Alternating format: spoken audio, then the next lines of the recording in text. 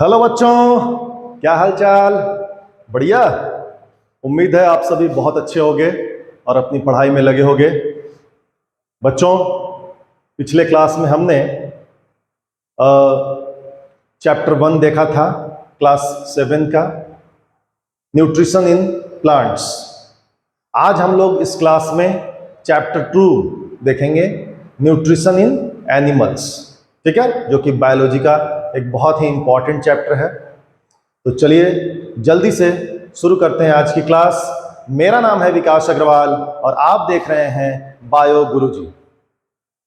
बच्चों, इस चैनल के माध्यम से मैं क्लास 6 से लेके क्लास 12 तक के बायोलॉजी से रिलेटेड वीडियोस बनाता हूं। आप बायोलॉजी से रिलेटेड कोई भी डाउट हो, आपको कोई भी प्रॉब्लम हो, तो हमारे वीडियो को देख सकते हैं। ठीक है, पसंद आए तो लाइक कर सकते हैं, कमेंट कर सकते हैं। ठीक है, और अपने दोस्तों के साथ शेयर कर सकते हैं और चैनल को सब्सक्राइब करना बिल्कुल भी ना भूलें। तो चलिए आज की क्लास हम शुरू करते हैं, न्यूट्रिशन इन एनिमल्स। ठीक है, तो एनिमल्स में न्यूट्रिशन कैसे होता है, पोषण कैसे होता है, कैसे वो भोजन प्राप्त करते हैं। प्लांट्स में तो आपने देखा था कि प्लांट्स जो होते हैं, ग्रीन प्लांट्स खासतौर से फोटोसिंथेसिस के माध्यम से भोजन बनाते हैं। उनमें ऑटोट्रॉपिक मोड ऑफ न्यूट्रिशन होता है। इनमें जो है हेटेरोट्रॉपिक मोड ऑफ न्यूट्रिशन होता है एनिमल्स में। ये जितने भी एनिमल्स हैं इंक्लूडिंग ह्यूमन बींग्स, वो या तो भोजन के लिए प्लांट्स के ऊपर डिपेंड होते हैं या एनिमल्स के ऊपर डिपेंड होते हैं। ठीक है, डायरेक्टली या इनडायरेक्टली अगर हम कहें तो प्लांट्स के ऊपर ही जो भी जीव हैं वो डिपेंड होते हैं। अगर हम एनिमल्स को भी खाते हैं तो वो एनिमल्स जो हैं वो किसको खाते हैं, प्लांट्स को ही खाते हैं। तो इनडायरेक्टली देखा जाए तो बाकी जितने भी जीव हैं वो प्लांट्स के ऊपर ही अपने भोजन के लिए डिपेंड होते हैं। ठीक है, इस चैप्टर में हम लोग ह्यूमन बींग्स में किस प्रकार से भोजन ग्रहण किया जाता है या ह्यूमन बींग्स में किस प्रकार से न्यूट्रिशन होता है, विशेष रूप से हम लोग इस चैप्टर में पढ़ेंगे। ठीक है, तो ह्यूमन बींग्स में जो न्यूट्रिशन होता है, जो मोड ऑफ न्यूट्रिशन होता है, वो होता है होलोजोइक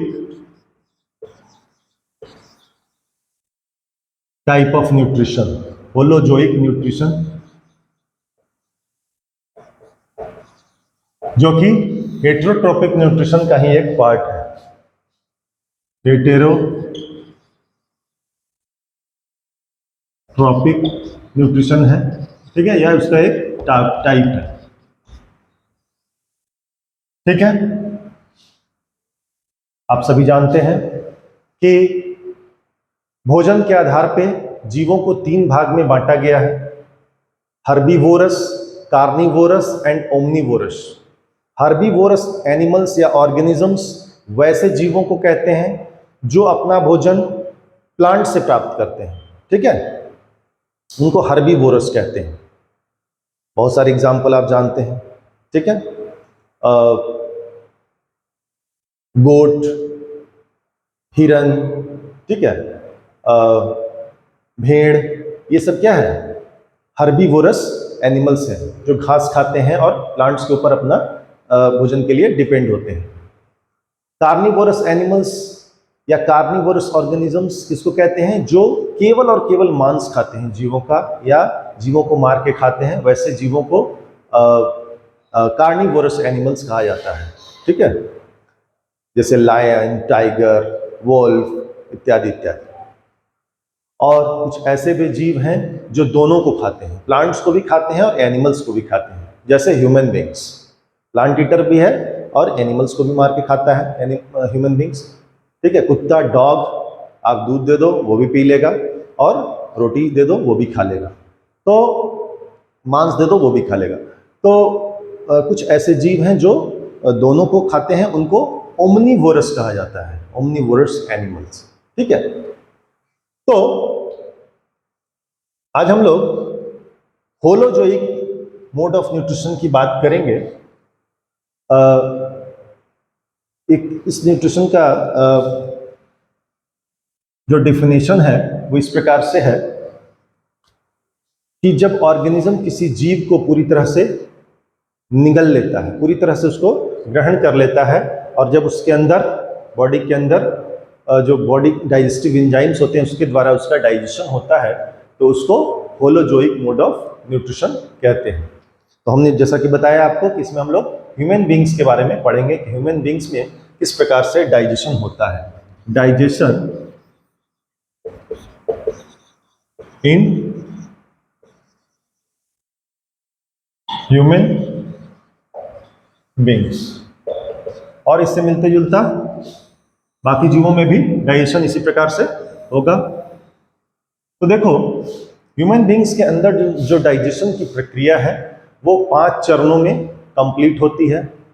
हमारे शरीर में एक वेल डेवलप्ड डाइजेस्टिव सिस्टम होता है। डाइजेस्टिव सिस्टम पाचन तंत्र होता है जिसके माध्यम से भोजन का पाचन होता है और हम लोगों को एनर्जी की प्राप्ति होती है। लेकिन कितने स्टेप में होता है ये 5 स्टेप में होता है। ये जो डाइजेशन की क्रिया है वो 5 स्टेप्स में कंप्लीट होती है। आइए उसको एक एक करके हम लोग समझते हैं, जानने का प्रयास करते हैं। पहला होता है, जो पहला स्टेप है, अगर हम बात करें step of digestion, step of digestion, तो पहला है इंजेशन। इंजेशन, उसको हिंदी में बोलते हैं अंतर्ग्रहण। भोजन को माउथ के माध्यम से हम लोग शरीर के अंदर ग्रहण करते हैं, ठीक है। दांतों के द्वारा भोजन को अच्छी तरह से पीसा जाता है, चबाया जाता है, टुकड़े टुकड़े में उसको विभक्त किया जाता है, तोड़ा जाता है। और माउथ के अंदर क्या होता है, बकल कैविटी के अंदर सलीवरी ग्लैंड्स होता है, जिससे सलीवा या लार निकलता है, जो कि भोजन को एक महीन पेस्ट के रूप में तोड़ देता है, ठीक है। और उसके बाद फिर वो भोजन धीरे धीरे अंदर की ओर जाता है। तो भोजन को अंदर ग्रहण करने की जो प्रक्रिया है, intake of food with the help of hand is known as ingestion। Mouth के अंदर हाथों के माध्यम से जो भोजन को ग्रहण करने की प्रक्रिया है उसको अंतर्ग्रहण या इंजेशन कहते हैं। यह हो गया पहला स्टेप डाइजेशन का। दूसरा, इंजेशन के बाद होता है डाइजेशन। डाइजेशन क्या है? देखो, भोजन जो भी हम ग्रहण करते हैं, carbohydrate, protein, fats, vitamins, minerals, वो सब बिग कंपोनेंट हैं, ठीक है। कॉम्प्लेक्स फॉर्म में होता है भोजन, तो वो अंदर जाके छोटे छोटे महीन टुकड़ों में टूटता है। बहुत सारे डाइजेस्टिव एंजाइम्स शरीर में रिलीज होते हैं, लीवर के द्वारा, पैंक्रियाज के द्वारा, ठीक है, स्टोमक के द्वारा। और उन डाइजेस्टिव एंजाइम्स के द्वारा भोजन जो है सिंपल फॉर्म में टूटता है कॉम्प्लेक्स फॉर्म से। तो इस प्रक्रिया को बोलते हैं डाइजेशन, ठीक है। When complex food materials are broken down into simplier forms with the help of certain enzymes is known as digestion, ठीक है। अब भोजन टूट चुका छोटे छोटे कणों में, माउथ से होता हुआ, ठीक है, ओसोफेगस से होता हुआ जो फूड पाइप है, मान लेते हैं माउथ है, माउथ से भोजन आया और ओसोफेगस जो फूड पाइप है उससे भोजन नीचे की ओर मूव करता है। उसके बाद यहां पर क्या होता है, स्टोमक होता है। स्टोमक में HCl पाया जाता है, हाइड्रोक्लोरिक एसिड, ठीक है, जो भोजन को क्या करता है, HCl क्या है, एक एसिड है, तो भोजन को एसिडिक फॉर्म में कन्वर्ट करता है। इसके अंदर जो बैक्टीरिया वगैरह भोजन के अंदर जो होते हैं उसको किल करने का काम करता है। इसके अंदर एक म्यूकस का लेयर भी होता है स्टोमक के अंदर, जो कि स्टोमक को प्रोटेक्ट करने का काम करता है एसिड से, ठीक है। उसके बाद भोजन जो है कहाँ जाता है, स्मॉल इंटेस्टाइन में जाता है, और स्मॉल इंटेस्टाइन से फिर लार्ज इंटेस्टाइन में जाता है भोजन, और लार्ज इंटेस्टाइन के बाद फिर अंत में एनस के द्वारा अनवांटेड फूड जो है वो बाहर निकल जाता है। तो पाचन की क्रिया माउथ से स्टार्ट हो जाती है। माउथ में ही आंशिक रूप से कार्बोहाइड्रेट का पाचन होना शुरू हो जाता है और उसके बाद भोजन जो है आया स्टोमक में, और कंप्लीट पाचन जो है भोजन का स्मॉल इंटेस्टाइन में ही कंप्लीट हो जाता है। ठीक है, तो डाइजेशन की क्रिया कंप्लीट हो जाती है स्मॉल इंटेस्टाइन में। ये स्मॉल इंटेस्टाइन है।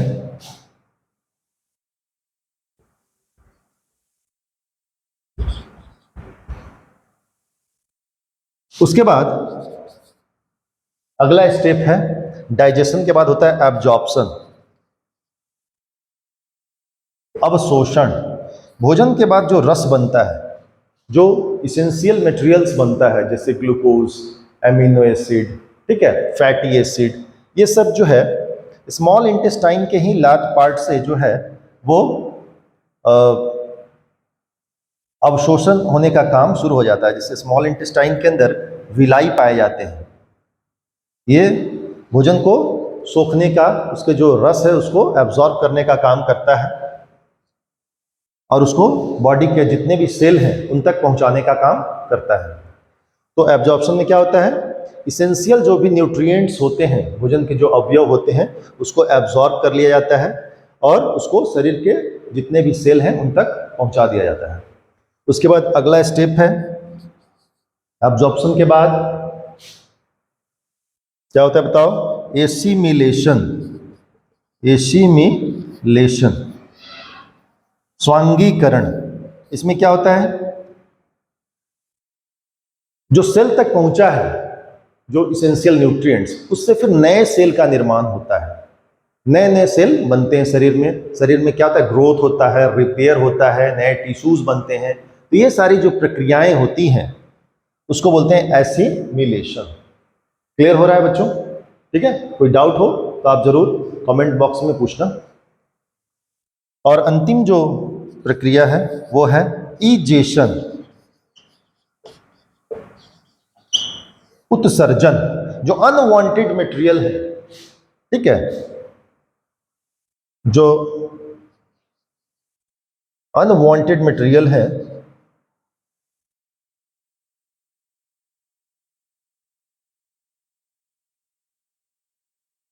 वो शरीर से बाहर निकाल दिया जाता है।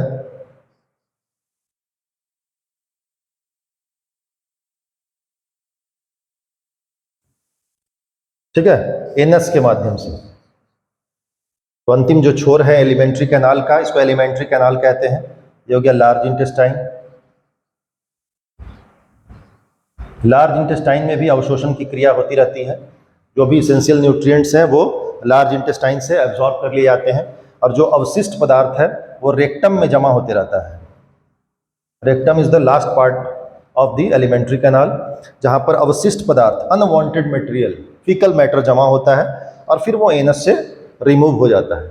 इस प्रकार से माउथ से जो शुरू होता है डाइजेशन का जो प्रोसेस, वो अंत में कंप्लीट होता है एनस के माध्यम से, जो फीकल मैटर है उसको रिमूव करके। तो ये जो प्रक्रिया है, removal of waste material, is known as egestion.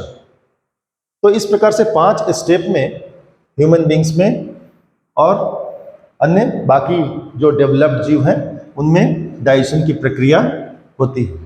ठीक है, जो छोटे स्मॉल माइक्रो ऑर्गेनिजम्स होते हैं जैसे अमीबा है, ठीक है, तो उनमें अमीबा आपने देखा होगा इस प्रकार से होता है। जो यूनिसेलुलर ऑर्गेनिजम्स हैं उनमें फूड वैक्यूल पाए जाते हैं। फूड वैक्यूल, ये क्या है, ये है स्यूडोपोडिया, फॉल्स लेग। ये क्या करता है, जब कोई प्रे देखता है, मान लो कोई यहाँ पर प्रे है, ठीक है, मान लेते हैं कोई प्रे है जो शिकार है इसका, ठीक है, पॉन्ड वगैरह में पाया जाता है अमीबा, ये अमीबा है। इनमें कैसे होता है डाइजेशन, इनमें न्यूट्रिशन कैसे होता है, तो ये फॉल्स जो लेग होता है स्यूडोपोडिया, इससे वो क्या करते हैं, इसको कैप्चर कर लेते हैं और इसको अपने अंदर इनगल्फ कर लेता है होलोजोइक मोड ऑफ न्यूट्रिशन के माध्यम से। और इसके अंदर फिर फूड वैक्यूल के अंदर कुछ डाइजेस्टिव एंजाइम्स होते हैं जो कि भोजन को डाइजेस्ट करने का काम करते हैं। ठीक है, तो इस प्रकार से छोटे माइक्रो ऑर्गेनिजम्स में भी डाइजेशन की प्रक्रिया हो जाती है। तो इस प्रकार से ह्यूमन बींग्स में डाइजेशन किस प्रकार से होता है, होलोजोइक न्यूट्रिशन क्या है, ये मैंने आपको इस वीडियो में बताने का प्रयास किया। मुझे उम्मीद है बच्चों कि कुछ न कुछ आपने जरूर इस वीडियो के माध्यम से सीखा होगा। अगर आपको अच्छा लगा हो तो प्लीज़ लाइक करना, ठीक है, और मेरे चैनल को जरूर सब्सक्राइब कर लेना। आगे फिर हम लोग नेक्स्ट वीडियो में मिलेंगे, तब तक के लिए thank you, best of luck.